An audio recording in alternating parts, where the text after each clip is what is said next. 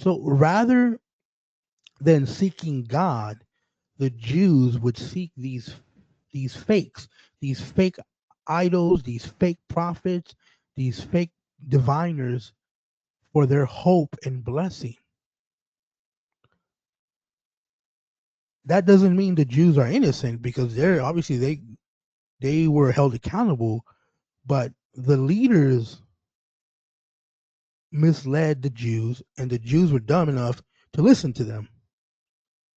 So both parties are in sin and will be dealt with. Remember, at this time they were exiled. The Jews had no real leaders or shepherds that were guiding them in the ways of the Lord. The prophets were being sent to them, and but they would just reject them. One of the biggest problems with the Jews, besides being idolaters and wicked and whatever, they've always, with the exception of a few here and there, like Moses or whatever, for the most part in their history, they've always had bad shepherds, bad leaders that would mislead them. Let's look at a few passages.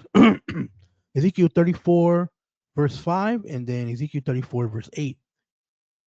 They were scattered for lack of a shepherd, and they became food for every beast of the field and were scattered.